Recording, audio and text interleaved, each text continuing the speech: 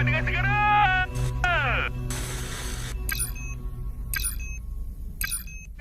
Mede! Jundi, Julaidi! Kapal kebenaran!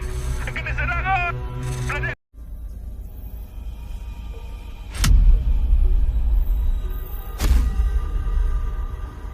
Penjelasan ending Boboiboy Galaxy Gentar.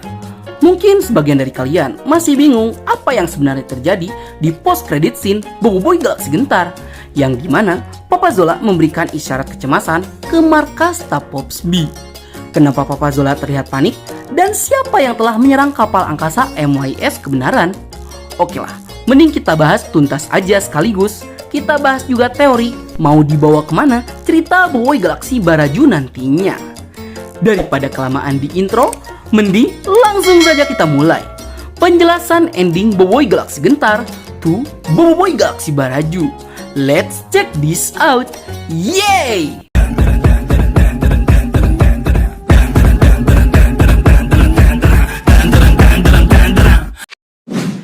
Jadi, di post credit scene Boboiboy Galaxy Gentar memperlihatkan kondisi markas Stapops B yang ada di bumi, yang dimana kita diperlihatkan Pasubot yang sedang menumbuhkan biji okwat milik Boboiboy, dan terlihat jika pohon okwatnya telah tumbuh dengan baik.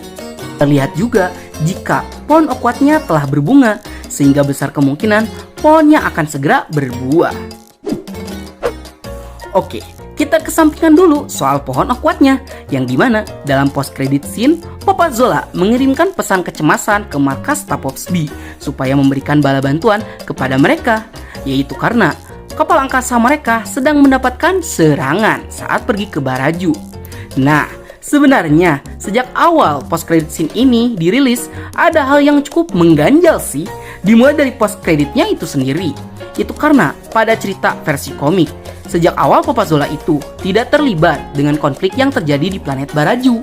Ditambah kedatangan mereka ke planet Baraju menggunakan MYS kebenaran, dan mereka itu diserang. Sehingga semuanya itu berbeda ceritanya dengan yang ada dalam versi komiknya. Itu karena dalam cerita komik, kedatangan Boboiboy ke planet Baraju itu dengan damai.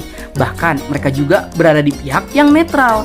Sehingga sudah pasti post credit scene Boboiboy Galaxy Gentar mendapatkan perubahan cerita dari Monster Studio.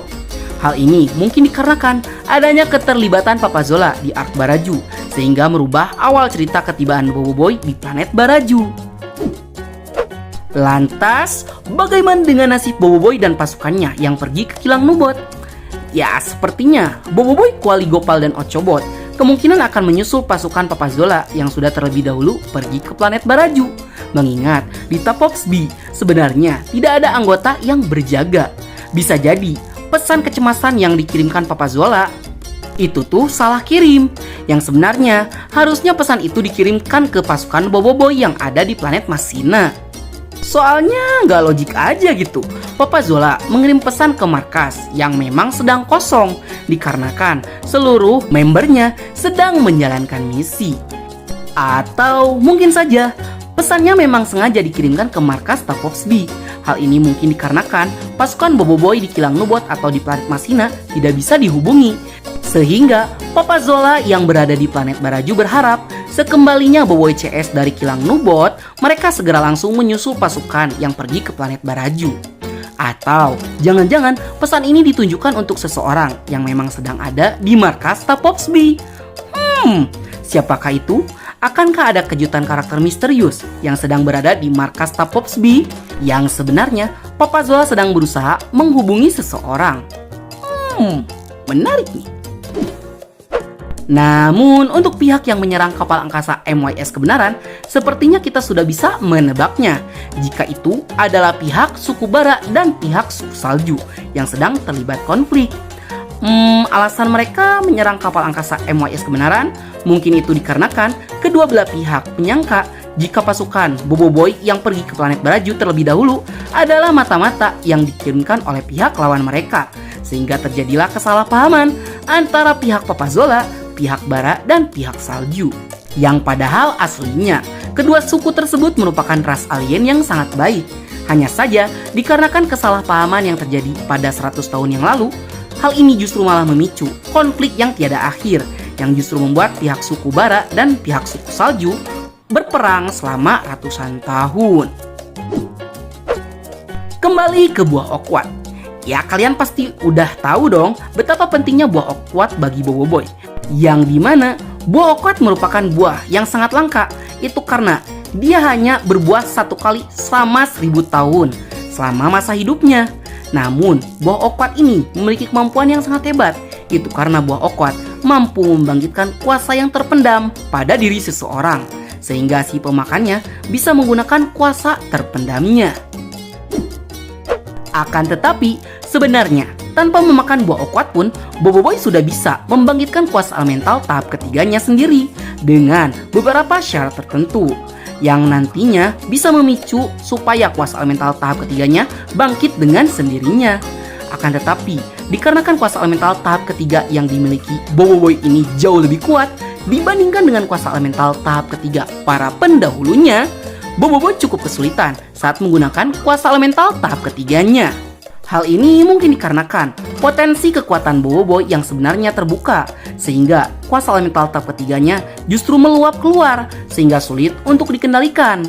Untuk kengerian dari kuasa elemental tahap ketiganya, itu sudah pernah diperlihatkan pada arc Boboiboy Galaksi Windara, yaitu pada saat elemental tahap 3 Boboiboy Beliung membantai Evolver Ramos dengan sangat brutal.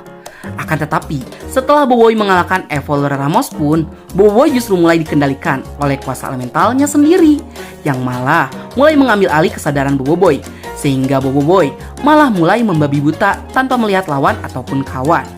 Namun, dengan bantuan dari Kupu Trela, Boboiboy bisa kembali mendapatkan kesadarannya, sehingga disitulah letak kelemahan Boboiboy saat menggunakan kuasa elemental tahap ketiganya.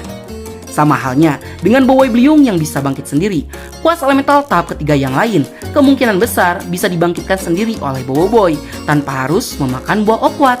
Akan tetapi, resiko yang akan dialami oleh Boboiboy adalah kemungkinan besar kuasanya akan mengambil alih kesadaran Boboiboy ketika digunakan. Seperti nanti ketika Boboiboy Blaze dan Boboiboy Ice hampir dikendalikan oleh kuasa elemental tahap ketiga mereka. Baiklah, sekali ini untuk konten kita kali ini. Bagi kalian yang suka konten seperti ini, jangan lupa untuk like, share, and subscribe, dan bunyikan tombol lonceng notifikasinya. Akhir kata dari Bang Nat, sayonara, arigatou gozaimashita. Matane, bye!